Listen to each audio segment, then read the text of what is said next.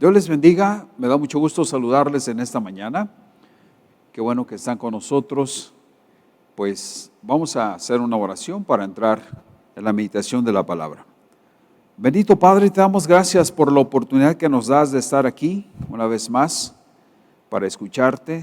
Te rogamos, Señor, que tu palabra sea una bendición para nuestras vidas, que tengamos de alguna manera el respeto y también, Señor, la voluntad de obedecerte. Te pedimos todo esto en el nombre de Jesús y te damos gracias. Amén. Bueno, antes que empecemos, quiero comentarles, todavía no podemos tener nuestras reuniones presenciales. Estamos verdaderamente interesados en que esto suceda. No es lo mismo hablar a las butacas vacías que pues interactuar con ustedes como iglesia. Esperamos que sea pronto la fecha, en cuanto estén las condiciones necesarias para podernos reunir. La verdad es que yo soy el más interesado en que esto se reanude, porque pues es necesario estar en la casa de Dios, buscarle, adorarle. El día de hoy tengo un salmo más para revisar con ustedes y bueno, vamos a empezar a meditarlo. Este salmo es el salmo número 24, ¿sí? Lo he titulado como el Rey de Gloria. Y quiero comentarte que este es un salmo de David, el rey David, ya cuando estaba en Jerusalén. Y este es un salmo de tono marcial y triunfante, ¿sí? Y lo más probable es que fue compuesto cuando se trasladaba el arca del pacto de la casa de Obed de Edom, a la casa que David le hizo, o la tienda que David le hizo ahí en Jerusalén. Así es de que es un salmo que es importante que nosotros revisemos su contexto histórico. David salió alrededor con unos 30,000 soldados elegidos del ejército que tenía. Eran soldados de élite. Y no iba precisamente a la conquista de un reino, sino iba en honor a el arca del pacto.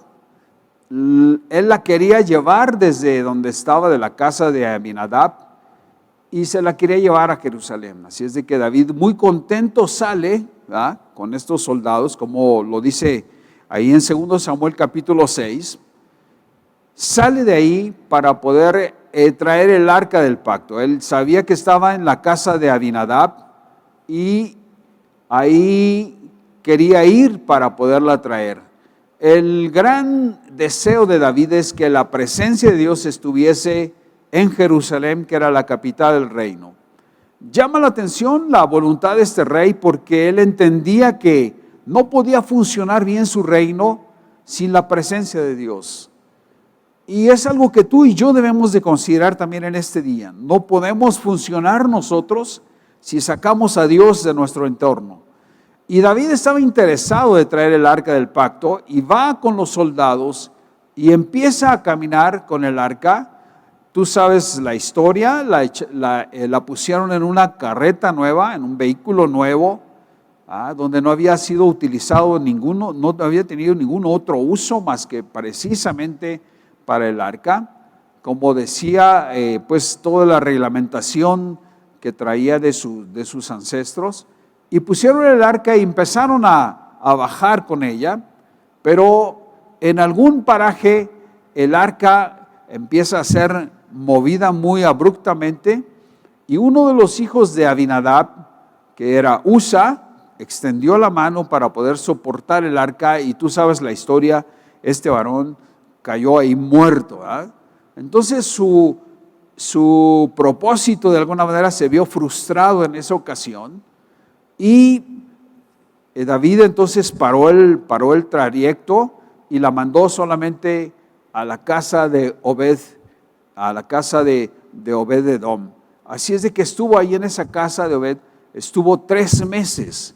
Durante esos 3 meses David se entera que Dios bendice a la casa de Obed Edom, y se da por entendido que Dios había de alguna manera tenido paciencia con el pueblo y que estaba dispuesto a mostrar buena voluntad para con Israel. Así es de que David va una vez más atrás del arca y va a la casa de Obed-edom y una vez más inicia el trayecto del arca hacia Jerusalén.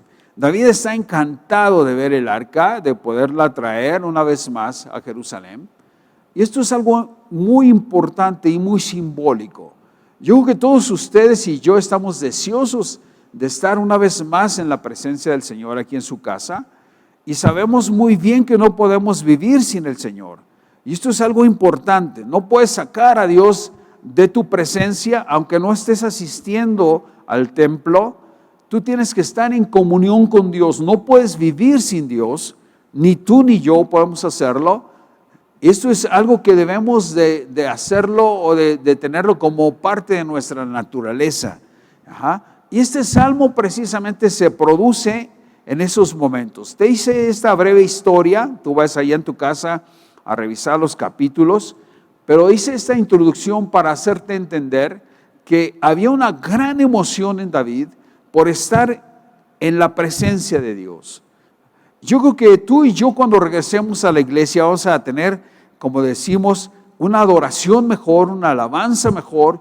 Va a haber una mayor disposición de escuchar la palabra de Dios y vamos a estar más felices que como éramos antes, porque yo creo que lo que deseamos es precisamente eso, gozar de la presencia de Dios. Y este Salmo 24 se produce precisamente en esos momentos, en donde David una vez más tiene la oportunidad de convivir de cerca con la presencia de Dios.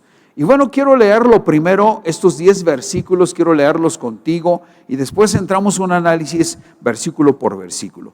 Dice: de Jehová es la tierra y su plenitud, el mundo y los que en él habitan, porque él la fundó sobre los mares y la firmó sobre los ríos. ¿Quién subirá al monte de Jehová? ¿Y quién estará en su lugar santo? El limpio de manos y puro de corazón, el que no ha elevado su alma a las cosas vanas, ni ha jurado con engaño. Él recibirá bendición de Jehová y justicia del Dios de salvación. Tal es la generación de los que le buscan, de los que buscan tu rostro, oh Dios de Jacob.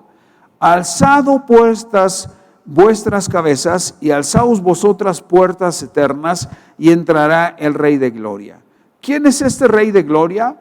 Jehová el fuerte y valiente, Jehová el poderoso en batalla. Alzad, oh puertas, vuestras cabezas, y alzaos vosotras puertas eternas, y entrará el Rey de Gloria. ¿Quién es este Rey de Gloria? Jehová de los ejércitos es el Rey de la Gloria. Te leí estos versículos precisamente en la versión 60, porque yo sé que la mayor parte de la iglesia se lo aprendió en esa versión. Y bueno, estos hermosos 10 versículos son un cántico de triunfo, es un cántico de victoria. David venía danzando, como dice la escritura en estos capítulos de Samuel, del 5 en adelante, venía danzando y gozoso porque llevaba el arca una vez más para Jerusalén. Bueno, en los primeros 2 versículos de este salmo, si te fijas, hablan acerca del dominio de Dios sobre el mundo. Y dice el primer versículo: de Jehová es la tierra y su plenitud, el mundo y los que en él habitan. Esto es algo importante. Inicia dándonos de alguna manera la razón de su cántico. Y habla de esto: el Señor es a quien pertenece la tierra física y el mundo habitado. Son suyos por creación, porque Él las fundó. Y también son suyos porque Él sigue manteniéndola. Ciertamente, ¿quién sino Él podría sacar una tierra estabilizada de los turbulentos mares y mantenerla ante las fuerzas de la marea? Esto está en Génesis capítulo 1, versículos del 9 al 10. Tú sabes muy bien, ahí en la historia del Génesis, la tierra no es como la conocemos actualmente. Desde el espacio se ve en tonalidad azul. Esto se debe a la cantidad de agua. 2/3 partes de la superficie de la tierra está hecha de agua. o tiene agua, pero una tercera parte Dios la sacó, ¿sí? Dios permitió que el nivel del agua bajase en esos mares que la cubrían y las partes más altas del globo terráqueo salieron a la superficie. Por ello es que encuentras en alguna ocasión restos del lecho marino, los puedes encontrar en montes, ¿verdad? Como a lo mejor tú y yo los hemos visto. Ese es el origen de estos restos y de estas estructuras marítimas que se encuentran en los montes. El Señor de alguna manera creó la tierra, ¿sí? Dividió las aguas que estaban en la tierra, llevó parte de las aguas a la atmósfera terrestre y parte también se fue al abismo, como se menciona en la Biblia, que es el agua que está subterránea, de donde actualmente perforamos pozos para extraerla, y Dios permitió la tierra como tú y yo la conocemos. Todo esto se llevó a cabo por el poder supremo del Todopoderoso, que es el Señor. Así es de que dale un fuerte aplauso al Señor por ese poder que nadie pudo haber tenido. Esta tierra es parte del diseño y del producto de un Dios todopoderoso. Bueno, una cosa es haberla creado, ¿ah? Y otra cosa es mantenerla, ¿sí? Son dos cosas diferentes. Probablemente tú siembres un jardín y lo haces muy rápido, ¿ah? Pero es más difícil mantener el jardín que haberlo sembrado. Y yo creo que fue un poder sobrenatural haber creado la tierra, así como la conocemos, pero se ejerce todos los días, desde su creación hasta este momento, un poder sobrenatural sobre la tierra, de tal forma que la hace girar sobre su propio eje y también la hace girar alrededor del sol a velocidades astronómicas. Así es de que todo esto, toda esta manutención de este globo terráqueo, se lo debemos al Señor, al Dios Todopoderoso. Por eso el salmista dice: de Jehová, o sea, del Señor, de Dios, es la tierra y su plenitud, el mundo y los que en él la habitan. El siguiente versículo dice: porque él la fundó sobre los mares y la afirmó sobre los ríos. Generación va, dice Eclesiastés, dice: generación va y generación viene, mas la tierra siempre permanece. Sale el sol y se pone el sol y se apresura a volver al lugar donde se levanta. Los ríos todos van al mar y el mar no se llena. Al lugar de donde van los ríos vinieron, allí vuelven para correr de nuevo otra vez para hacer su ciclo. Todo esto se lleva a cabo con una precisión matemática, ¿verdad? No falla absolutamente nada. El mar permanece sujeto a sus límites, los ríos siguen corriendo, se siguen llenando los ríos desde su origen hasta que llegan al mar, y todo esto funciona porque es una parte de la creación de Dios, la tierra que nosotros disfrutamos. Y bueno, ahora pasamos a estos versículos del 3 al 6 que mencionan las cualidades de los verdaderos adoradores del Señor. Ante tanta majestad se necesita tener ciertas cualidades para acercarse a Dios. No puede de alguna manera cualquier persona accesar, ¿sí?, hasta un Dios que es todopoderoso y que además tiene una santidad total y absoluta. No podemos acercarnos y gozar de esa intimidad como cualquier cosa.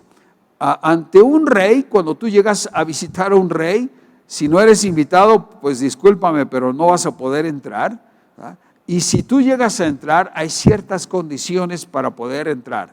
Necesitas tener una suprema humildad, te van a despojar de toda arma que tú tengas y te van a decir: usted tiene que guardar cierto límite ahí en la presencia del rey, y ciertas cosas que probablemente más te van a decir para poder llegar. Estas cualidades también se necesitan para poder llegar a la presencia del Señor. Yo quiero hacerte mención de esto para que tú consideres cada vez que te accesas a la presencia de Dios, guardes respeto ante Él, y cuando estés hablando, razona bien y piensa lo que estás diciendo, porque me he llevado la sorpresa de que en ocasiones el pueblo de Dios ha tomado la presencia de Dios de una manera tan circunstancial, tan simple, que yo creo que es necesario que lo meditemos. Cuando tú invocas la presencia del Dios Todopoderoso y te acercas a través, siempre lo debemos de hacer a través de la sangre preciosa de Cristo y a través de los atributos que Dios nos ha dado, ¿sí?, como ser sus hijos. Entonces tienes que ser prudente y respetuoso en tu oración, ¿sí?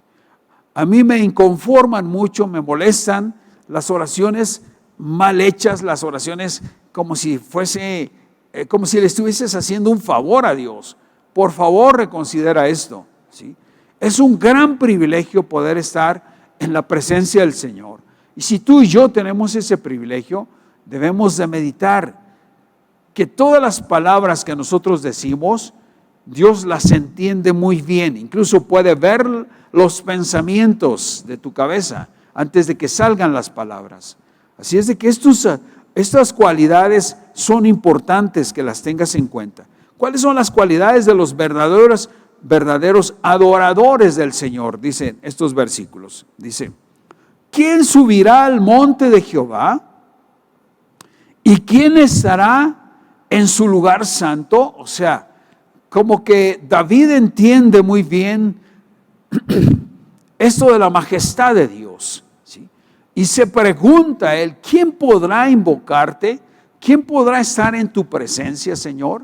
O sea, hay un profundo conocer de la personalidad de Dios, de tal suerte que David queda pasmado ante ello. Los primeros versículos hablan de su creación. De Jehová es la tierra y su plenitud, el mundo y los que en él habitan. Porque él la fundó sobre los mares y la sustenta sobre los ríos. Así es de que cuando hace esa introducción, te puedes imaginar el tamaño de Dios al que David está hablando. Y entonces dice en este versículo, ¿quién subirá al monte de Jehová? ¿Sí? Como subió su patriarca Moisés para recibir la ley. Dice, ¿y quién estará en su lugar santo? O sea, él entiende muy bien este privilegio. Y Apocalipsis capítulo 21, versículo 3 dice, oyó una voz potente que provenía del trono y decía, aquí entre los seres humanos está la morada de Dios. Él acampará en medio de ellos y ellos serán su pueblo y Dios mismo estará con ellos y será su Dios. Así es de que dale un fuerte aplauso al Señor, porque el Señor está con nosotros. Cuando nosotros hicimos esta oración inicial de esta meditación, invocamos su presencia y estamos ante su presencia. Yo te invito a que tú tengas la compostura correcta. Yo sé que tú tomas café allí y tienes un tiempo holgado ahí en tu casa, pero eso no impide que tú tengas honor a la palabra de Dios que estamos escuchando. David tenía muy presente eso y lo recalca en estos versículos. Y sigue hablando, y sigue ahora una respuesta a esa pregunta, ¿sí? La primera pregunta era, ¿quién subirá al monte de su santidad? Y responde entonces en el versículo número 4 y dice, el limpio de manos y puro de corazón, el que no ha elevado su alma a las cosas vanas, ni ha jurado con engaño. Aquí distinguí estas 4 cosas y quiero revisarlas juntamente contigo. Primero dice, el limpio de manos. Habla de una pureza externa, ¿sí? El limpio de manos, ¿sí? ¿Puedes ver tus manos ahí en tu casa? Yo te invito, por favor, pon tus manos enfrente. ¿Y tus manos cómo están? ¿Son manos limpias? ¿No han robado a tu prójimo esas manos? ¿No han robado a Dios? ¿Se entregas tus ofrendas, tus diezmos? ¿Cómo están tus manos? Para que puedas accesar a la presencia del Altísimo. Porque dice aquí, ¿quién podrá entrar a la presencia de Dios? Dice, el limpio de manos, dice. Esa es la primera condición. Así es de que yo te invito a que revises cómo están tus manos. Si tus manos no están limpias, ¿sí?, habla de una pureza externa, entonces discúlpame, te vas a estar imaginando que estás en la presencia de Dios, pero no podrás llegar a distinguir y podrás de alguna manera disfrutar también esa bendición de estar frente al Señor. El limpio de manos, estas son las 4 condiciones. Y luego sigue una pureza interna, dice, el puro de corazón. ¿Sí? ¿Cómo están tus sentimientos?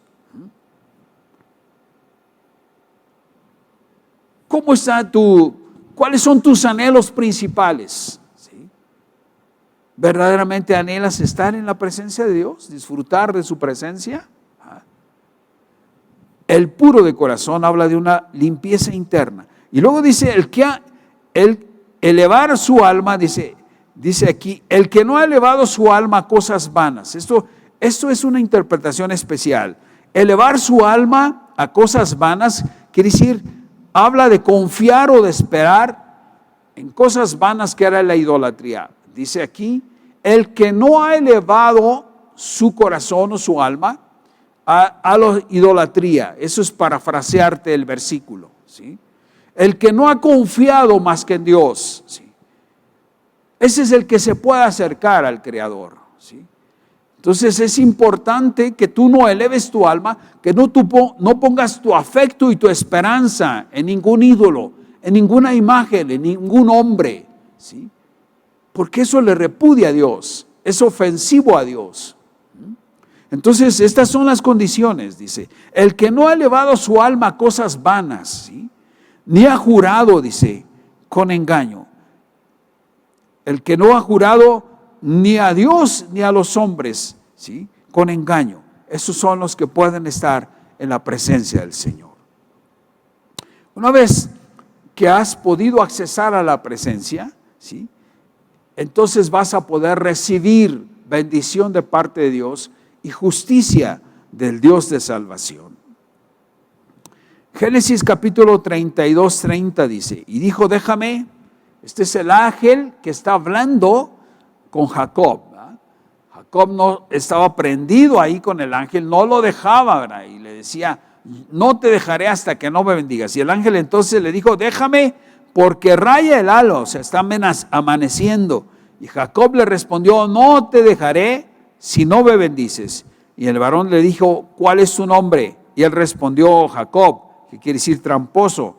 Y el varón le dijo, no se dirá más tu nombre Jacob, sino Israel, que quiere decir príncipe, porque has luchado con Dios y con los hombres y has ¿qué? Vencido. Así es de que tú vas también a poder recibir bendición y justicia del Dios de salvación, siempre y cuando hayas pasado por estos requisitos. Y entonces podrás recibir lo que tanto has anhelado, que es la bendición del Señor. El siguiente versículo, ¿sí? Dice, tal es la generación de los que le buscan, de los que buscan tu rostro, oh Dios de Jacob. Doy gracias a Dios porque esta iglesia tiene no solamente una generación, sino me ha tocado ver la segunda, la tercera, y aún vienen a presentar en la plataforma, pasan los padres de familia cargando la cuarta o la quinta generación de cristianos. Y doy gracias a Dios porque así sea. No sé qué generación seas tú, pero regocíjate ante la presencia de Dios por ser parte de esa generación que recibe bendición y justicia del Dios Altísimo. Tal es la generación de los que le buscan. En toda generación hay un remanente al que son contadas las cosas del Señor para ser bendecidos, ¿sí? Esto es algo importante. Hay ocasiones en que nosotros conocemos cómo fueron los abuelos cristianos, cómo fueron los hijos cristianos y ahora los nietos, pero ya no hay, todos los nietos ya no son cristianos, son algunos, ¿verdad? Pero hay una generación, un remanente de hombres y mujeres que tienen el temor de Dios como prioridad en sus vidas. Yo espero que tú seas ese tipo de generación que permanece hasta el día de hoy, buscando el rostro del Señor. Estos últimos 4 versículos tratan acerca de un himno al Rey de Gloria, ¿sí? Acuérdate, David estaba llevando el arca y entonces surgen estos versículos, ¿sí? Alzado puertas vuestras cabezas, ¿sí? el arca va a entrar y entonces dice él, alzado puertas vuestras cabezas. En una traducción más reciente de la NBI dice, alzad, oh puertas, vuestros dinteles. El dintel es la cabeza de la puerta, es la parte superior de la puerta. Esa es la cabeza, los pies es el piso, los costados. Entonces cuando dice alzado puertas vuestros dinteles de las puertas, dice, alzaos vosotras puertas eternas y entrará el Rey de Gloria. Esta es una expresión alegórica, ¿sí? Hace mención que la gloria de Dios es tan grande que hay necesidad de subir los dinteles. O sea, no puede caber tan fácilmente en cualquier lugar. Por eso el salmista está hablando de esta manera. Dice, alzad puertas vuestros dinteles y alzad vosotros puertas eternas, dice, y entrará el Rey de Gloria. Vamos a revisar estas frases. Y bueno, dice, esta espléndida entrada que aquí se nos describe, se refiere con toda probabilidad al solemne traslado del arca desde la casa de Obed-edom al tabernáculo que le había preparado David en Jerusalén. Pero también se refiere de alguna manera a una profecía de nuestro Señor Jesucristo en su entrada a las puertas eternas que es el cielo. ¿Quién es este Rey de Gloria? Jehová el fuerte y valiente. ¿Sí? En la literatura hebrea, en ocasiones la poesía era así, ¿sí? Era de alguna manera a forma de preguntas. Primero se hace la pregunta y después se hace la respuesta. En esta ocasión, pregunta, ¿quién es el Rey de Gloria? Dice, Jehová el fuerte y valiente. Él es el Rey de la gloria. Jehová el poderoso en batalla. Y definitivamente esto habla acerca de nuestro Señor Jesucristo. Por eso te decía, no solamente estaba la descripción de la entrada del arca del pacto a las puertas de Jerusalén, sino estaba hablando también de la entrada de nuestro Señor Jesucristo a las mansiones celestiales. Dice Hebreos 9:12, dice, y no por sangre de machos cabríos ni de becerros, sino por su propia sangre entró una vez para siempre en el lugar santísimo, habiendo obtenido eterna redención. Así es de que esta afirmación que nosotros vemos en estos versículos no solamente se refiere en el momento, sino David habla de una manera profética, ¿sí? Habla de una manera profética, dice, y alzado puertas eternas, dice, ¿sí? En el versículo anterior, vamos a revisarlo. Dice aquí, alzado puertas vuestras cabezas y alzad vosotras puertas eternas y entrará el Rey de Gloria, ¿sí? Estas son palabras proféticas del salmista David. Bueno, Hebreos 9:12 dice, y no por sangre de machos cabríos ni de becerros, sino por su propia sangre, Cristo entró una vez para siempre en el lugar santísimo, habiendo obtenido eterna redención. Cuando Jesucristo termina su vida en la cruz del Calvario, ¿te has de acordar muy bien de esto? Entonces, esa sangre que derramó en la cruz, ¿sí?, para la expiación del pecado de la humanidad, habiendo terminado su sacrificio, ¿sí?, entonces tú sabes muy bien que entró a las mansiones celestiales cuando Él resucitó y después de haber caminado en esta tierra, entró a las mansiones celestiales habiendo obtenido una eterna redención. ¿Quién es este Rey de Gloria? Dice aquí el versículo, Jehová o el Señor, el fuerte y valiente, Jehová el poderoso en batalla. Está hablando de Cristo. A Él se refiere precisamente este versículo. El 9 dice, alzado puertas vuestras cabezas y alzaos vosotros puertas eternas. Y entrará ¿quién? El Rey de Gloria. Aquí se está hablando específicamente de nuestro Señor Jesucristo.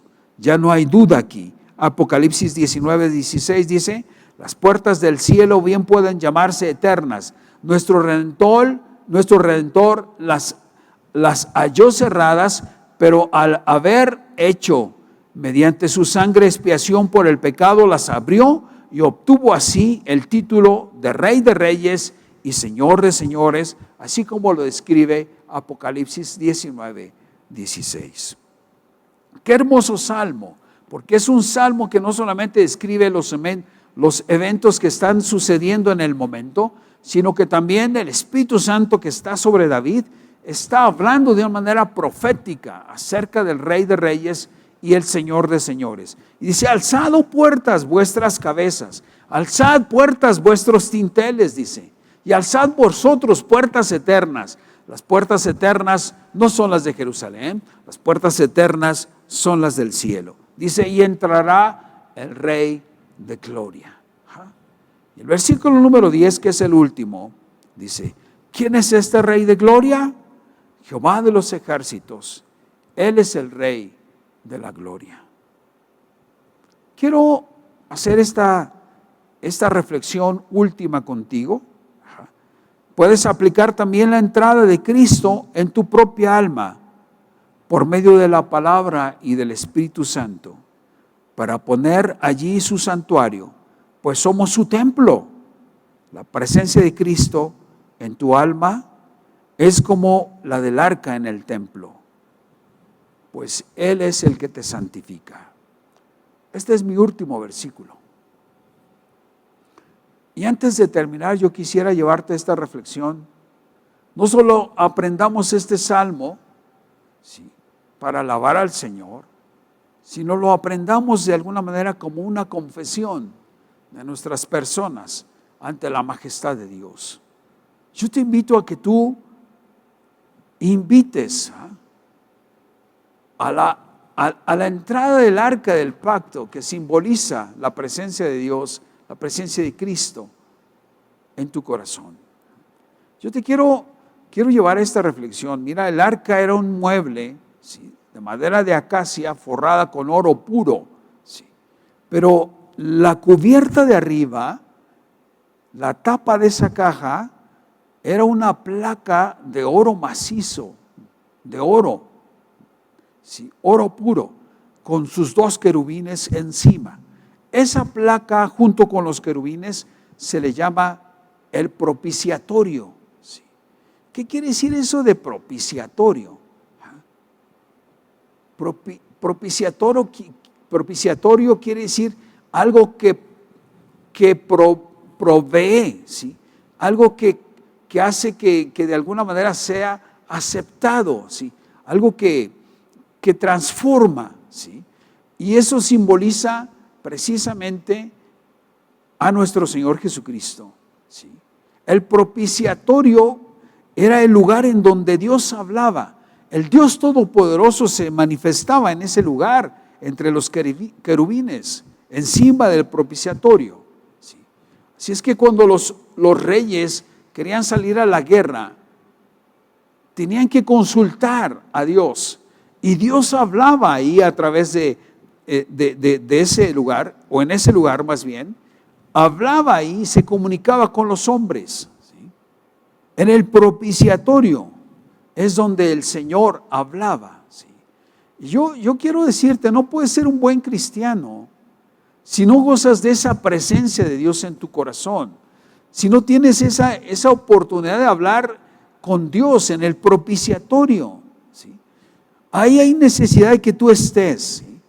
Ese propiciatorio se bañaba con sangre. Si tú lo pudieras ver, si sacásemos una foto, estaría manchado de sangre, porque cada año, ¿sí?, el sumo sacerdote podía entrar una vez al año para poder esparcir la sangre de la becerra que se sacrificaba allá en la entrada del tabernáculo. En el altar de bronce se sacrificaba esa becerra y se llevaba la sangre hasta el lugar santísimo. Ahí solamente entraba una sola vez el sumo sacerdote, y después de haber rociado, ¿sí?, esa sangre sobre el propiciatorio, entonces conseguía, por así decir, el perdón de los pecados que se hacían por omisión durante todo un año para el pueblo de Israel. Ahora quiero traslaparte, ¿verdad?, o transportarte al mundo real que estamos viviendo nosotros. El rey del que habla David, ¿sí?, entró por su propia sangre para poder lograr, ¿sí?, esparcirla, por así decir, ¿verdad?, para la salvación de nosotros. Entró a las mansiones celestiales a través de puertas eternas para conseguir un perdón eterno para nosotros. Así es de que cuando tú te acercas ante la majestad de Dios, puedes muy bien invocar el poder de la sangre preciosa para poder estar en su presencia. Y tu oración puede decir así: Padre, te damos gracias por todo lo que tú nos das, y en el poder de la sangre preciosa accesamos al lugar santísimo para lograrte, Señor, por provisión que necesitamos en la familia, por sanidad que necesitamos de un familiar, por salvación que necesitamos de parte tuya, etcétera, etcétera. Tú puedes estar hablando con Dios como en la antigüedad se hablaba en ese propiciatorio, ¿sí? Esto es algo importante. Yo te invito a que la presencia de Dios more en tu corazón. David hacía un festejo tremendo y eso fue el motivo de la inscripción de este salmo, del Salmo 24. David lo escribió porque estaba gozoso de que la presencia de Dios iba a llegar a la ciudad de Jerusalén. Él entendía muy bien que sin Dios no podía hacer nada. Él sabía muy bien cuando se salía a la guerra y no se pedía permiso, era una tragedia. Necesitaba el permiso de Dios. Dios decía, puedes salir, o Dios decía, no hay necesidad de que salgas. Entonces imagínate una vida que no tiene la orientación de Dios. Tú puedes ir ante la presencia de Dios a través de la sangre preciosa de Cristo al propiciatorio y pedir sabiduría para poder tener cada evento de tu vida. Señor, ¿es tu voluntad que compre estas cosas? ¿Es tu voluntad que ponga este negocio? ¿Es tu voluntad que tenga yo este trabajo? ¿Me vas a cambiar de empleo? ¿Qué voy a hacer, Señor? Y los estudiantes también es necesario que estén en el propiciatorio para poder buscar la sabiduría que viene de parte de Dios, porque ya vimos que toda la tierra y cuanto contiene es obra de sus manos. Así es que sería muy imprudente tratar de entender algo que si Dios no te lo revela nos va a quedar claro. Yo creo que es necesario que tú y yo estemos en la presencia de Dios por todo, ¿sí?, para poder vivir como debemos de vivir correctamente. Es un salmo maravilloso que invita no solamente a festejar la entrada histórica de esa arca a Jerusalén, sino que nos invita a nosotros de entrar, a nosotros también nos invita a entrar a la presencia de Dios y gozar de ella todos los días de nuestra vida. Yo espero que no tengas la necesidad de llegar al templo, porque ahora el templo puede ser tu propio cuerpo, como dice Romanos capítulo 8. Os ruego, hermanos, por las misericordias de Dios, que conserváis vuestro cuerpo, que es templo del Señor.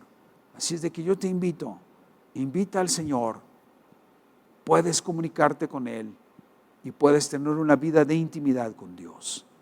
Cierra tus ojos y vamos a dar gracias. Padre, te damos gracias por darnos permiso de estar en tu presencia.